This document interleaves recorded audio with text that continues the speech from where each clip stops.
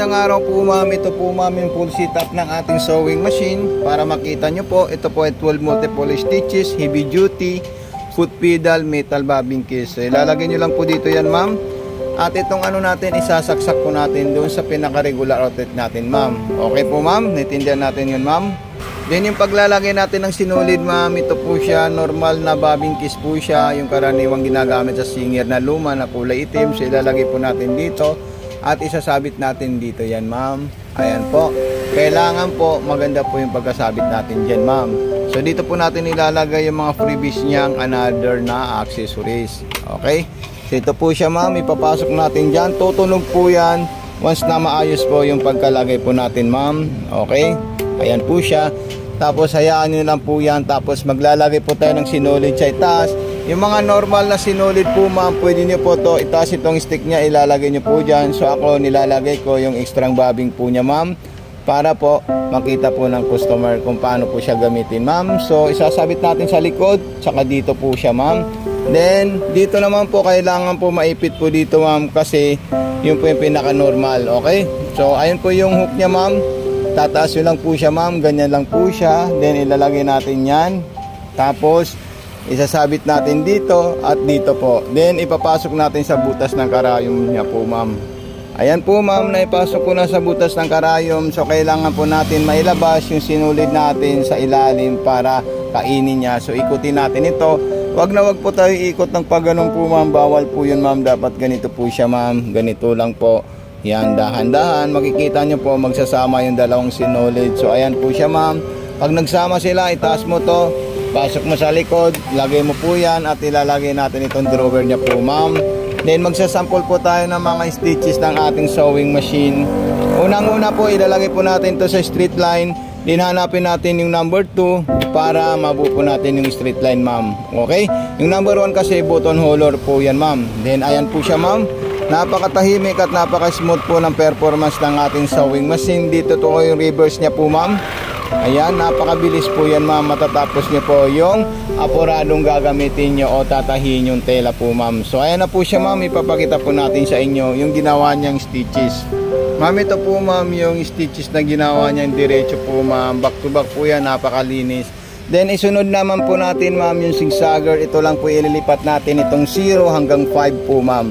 So ayan po siya ma'am, nasa zigzagger na po siya ma'am. Ngayon malalaki po yung zigzag niya ma'am. Kung gusto nyo po i-adjust or gawing masinsin, so ito po siya ma'am. Gagawin nyo po siyang pinong-pino or masinsin, ilagay nyo ito sa number 1 po ma'am. So ayan. Ngayon kung gusto nyo po malilit po yung labas ng zigzagger, i-adjust nyo rin po ma'am para ma-reduce po siya sa malilit na zigzag. So ayan po siya ma'am. Sobrang mabilis po ito, napakasarap gamitin po siya ma'am. Okay po ma'am, so ayan. Then kung gusto niyo na po another design po ma'am, like pang garterize para sa mga spandex or sa mga cotton spandex, yung mga stretchable, number 3, itatapat nyo lang po yung number na gusto nyo dyan po ma'am. Okay, sagad nyo lang po ito para malaki po yung buka. Ito kasi yung wider o yung buka ng zigzagger. Then kahit anong klaseng design po, yung number 4, nakukuha niya po at nagagawa niya po yan lahat ma'am. Wala po tong issue ma'am, talagang napakaganda at napaka-solid na sewing machine. So number 5, ayan, napakasarap po siya ma'am gamitin ma'am. Ayan. Yung 3, 4, 5 para po yan sa mga spandex na tela ma'am. Tatandaan nyo po yan. Kasi yung spandex po is maunat po at mahirap tahiin po siya ma'am. Okay? So ito na po siya ma'am. Papakita po natin sa inyo yung ginawa niyang tatlong klaseng panay para sa mga spandex at para sa mga stretchable na tela.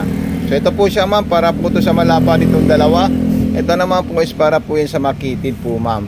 Then another naman po ma'am yung pang aging niya na tahi. So meron po siya number 7 po ma'am. So pag pang aging po ilalagay nyo po na po ito yung number 7, 10, 11, 12 number ano po siya, number 4 lang po dito ma'am. Okay, baka malito po kayo ma'am, tapos hindi nyo po alam kung paano po siya i-operate ma'am. Okay, so ayan po siya ma'am. Ayan yung pang aging po niya at meron din po siyang pang piping ma'am. Okay, tapos isusunod natin yung number 10. Yan, para mag-gauge nyo po kung para saan po yung mga stitches na to ma'am. Kasi po importante po yan sa isang unit na may paliwanag po namin sa inyo. Tapos number 11 para sa mga punit or sa mga nagisi na tela. Ayan. Then para sa mga back to original na panahi po ma'am, dito naman po tayo sa number 12. Ayan. Okay?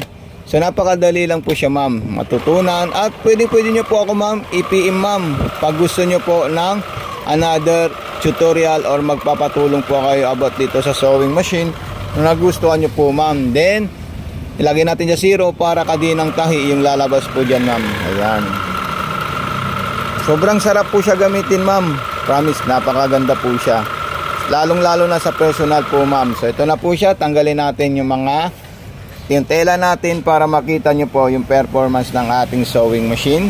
Okay, so ito na po siya ma'am. Yung unang ginawa po natin ma'am is yung pang aging po niya. So ayan po siya yung pang piping, then yung pang para sa mga gisi, double zigzag at saka kadena. Magkaiba po yung kadena at saka yung normal stitches po ma'am.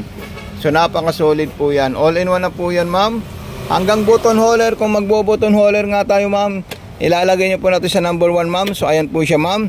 Okay, so dito ilalagay nyo sa number 5. Then meron pong guide dito sa taas, makikita nyo po siya ma'am, atras abante po yan para buong buo po at saka solid po yung button holder. Ito naman ilagay nyo naman po itong 1, 2, 3, 4 or F2, 1, 2, 3, 4. Ilagay nyo po siya sa pagitan ng F at saka 1. So ayan po siya ma'am. Okay, then iatras natin siya. Ayan, automatic na po yan nare-reverse ma'am. Okay, so ayan. So ayan na po siya ma'am. Then nakabuo po tayo ng pangwalis po natin ma'am. So itong sinsinan niya, depende po yan kung gusto niyo pong mas sinsin po ma'am. Ayan, ito po siya. Dito po kayo kukuha kung gusto niyo pong napakasinsin. Pwede niyo po isagad ng letter F para dikit-dikit na po yung distance ng button holder niyo po ma'am. Okay po ma'am, so maraming salamat. God bless and more power po ma'am sa'yo, lalong lalo na sa sa sewing machine na to.